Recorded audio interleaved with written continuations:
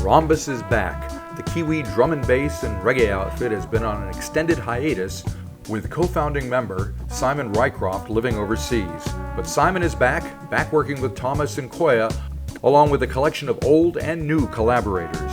The resulting album, titled After Party, is on its way.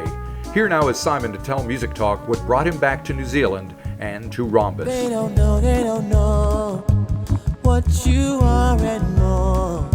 You got the new Rhombus album coming out, and so my understanding is that this whole thing happened because you returned back to New Zealand from the Netherlands. Is that correct? Yeah, that's right. So we rhombused away in Wellington for about 12 years while I was there. So we kind of kicked things off. Thomas and I around 2000, 2001, and released a few albums and did a lot of touring. Koa joined us very shortly afterwards, around 2003.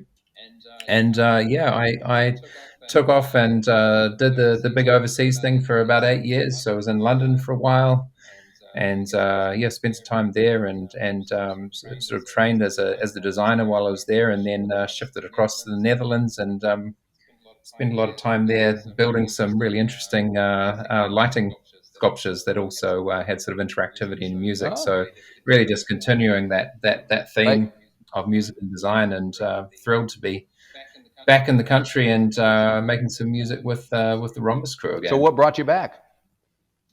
Oh, just being close to family, I guess. You sort of have that experience for a while, and living in Europe was phenomenal. Just we were in Eindhoven, my wife and I and our daughter, and just very livable city, and so much going for it. But in the end, we came home to be with family, and it's wonderful to be back in this beautiful place that we call home. There you go. So were you in contact with Thomas during that time? Did you know you were going to come back and do this again, or was this a pleasant surprise? Oh, we never lost contact. We always have studios, so I'm sort of surrounded by bits and pieces. This is my kind of home office. It's a bit of a mess, but I sort of have my day job, which is right in front of me, and my peripheral is my music gear. So it was kind of like that.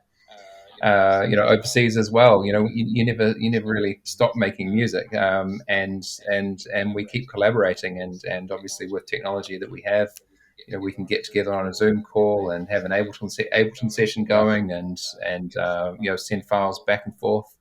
And back in the day, we also we did this for the first album we made, Bass Player, while Thomas was in Japan back in 2001.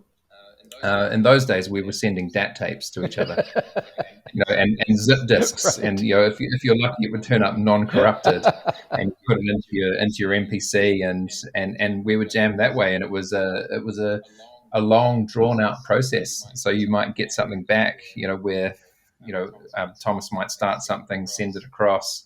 I'd throw it onto the MPC. That's a MIDI production center here, and you'll bring it up on Pro Tools, whatever it is, and then post it back again, and he would get it back, a couple of months later, and sort of see this thing with fresh ears and continue working on it. And now it's just instant. So, working with distance has become easier, but it's different. You get different results when you're together in person. Sure.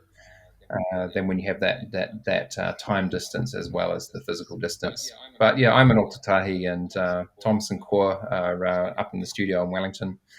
And we just make it work, and when we can, we get together in person. Yep. So you guys have been working together, like you say, for like 20 plus years now. Is the working relationship different, the same? Has it evolved? What's it like for you guys?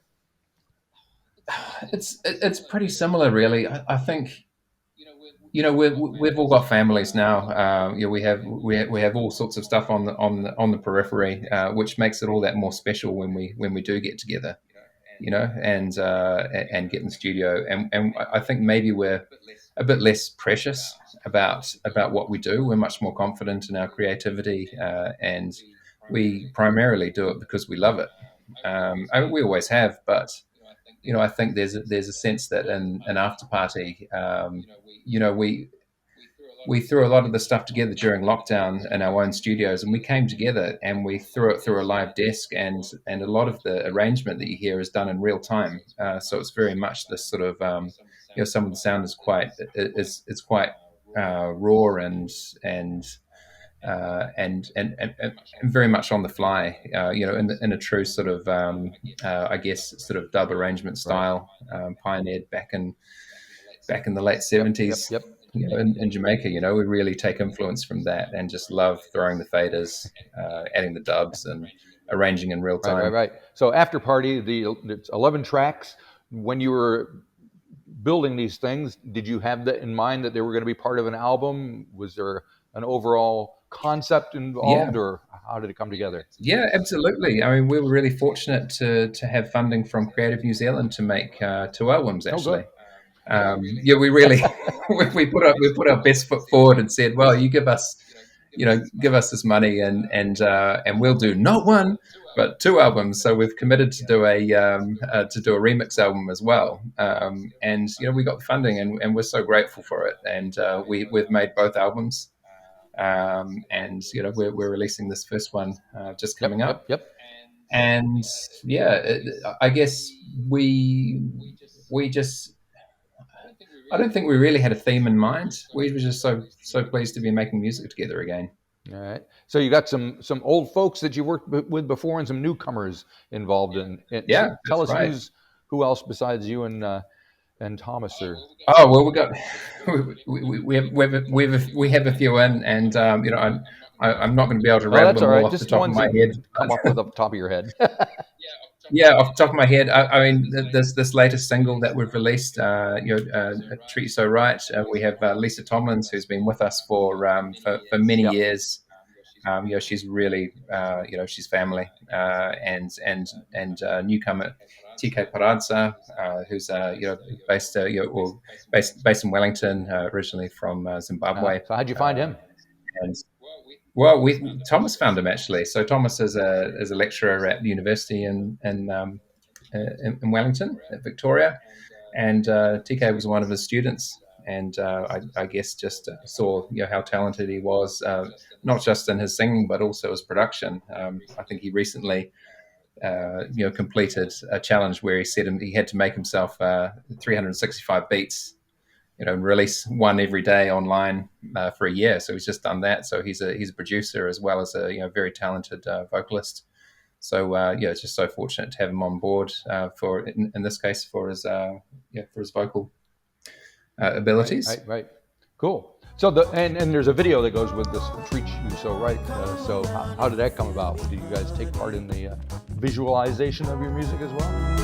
I'm gonna treat you all night. And tell them, whoa, yeah, treat you so right. Yeah, absolutely. This was through our longtime friend and collaborator Sarah Hunter, who's very involved with the Freddies as well, with their promotion and also video work with them as well. And she came on board. We got some funding from New Zealand On Air, so they supported this single. It's great to have their belief in it, and we worked with her with this concept that was developed, I think, between her and Thomas Voyce, which was this sort of kind of minimal sort of black and white theme. Right. Really based around the sound system. So, Koa on the decks and myself tweaking the sound. And we actually, we set up this full system. This rig was just sounding fantastic in there. So it's all very genuine, single shots running through the whole track, just jamming on it, really. Cool. Now, Treat You So Right is followed on the album by a tune called Settle In, which sounds to me like maybe there's like some strings and maybe a tuba. I don't know what's going on. Marie Lawn is on there. So what can you tell me about that one? Move with the seasons, breathe into change. With the falling of the leaves, we're all washed away. Yeah, well, that one happened actually earlier. So that is one of the few tracks that happened while I was overseas, and we just sort of polished that off, brought it back in. It was recorded, a few years back, and again we brought it back through the desk and just freshened it up, just amazing to have the talents of Marie Lawn on board. She's over in Australia these days, but we really hope at some stage we'll be able to get together with her again. I actually haven't met her in person. This is one of the strange things about the world we live in now. But really thrilled to have her on board. Another one I wanted to touch on is Woven with Warrior Queen and Lex French. Lex is a trumpet player, is that right? That's right. Yeah. So he provides. Lex provided the trumpet for this one. So lovely improvisation on top.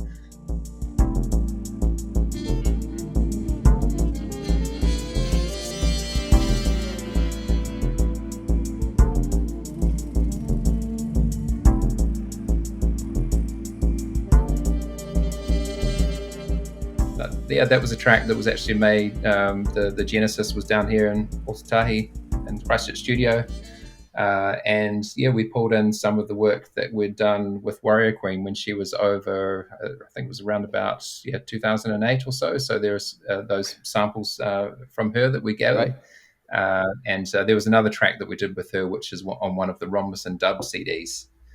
So we just pulled those in and sort of put it on the back of this kind of old school sort of throwback feel, with the bit of double time drum and bass feel in the middle, and it's just a bit of a sort of journey, that track, and it's been quite nice for me hearing that back again lately after having some distance to it, and sort of feeling it speaks a bit to kind of the style that we had earlier on with Rhombus, which is nice. Right.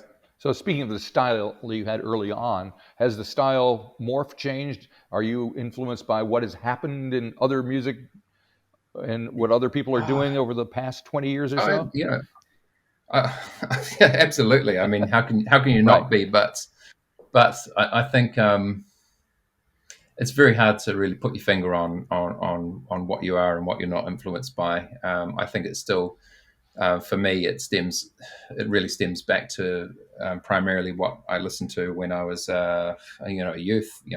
I was really lucky to be growing up in the early 90s, and had the likes of the Massive Attacks of the world, and on the other side, like Nirvana and My Bloody Valentine, and sort of moving into the Boards of Canada, all these sorts of styles. It was so rich back in that time. Not to say it isn't now, but this is I guess the sort of genesis of the sort of style that I guess all three of us kind of grew up with. And then as you go through, you just sort of you just sort of add strings to your bow, I guess. Right. Well, it's interesting that everybody looks at the music when they were of a certain age, usually a teenager, as the best and the most influential and the stuff that stays with them the longest. So it's so true. Yeah. It's not a surprise that that's the case. So what's the plan after the record's out on Friday? What are you going to do?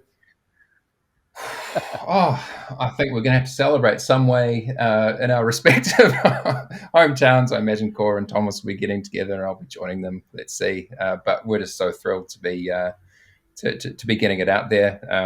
We've just got to discipline ourselves to stay on the socials. It's not something that comes naturally to any of us. Right.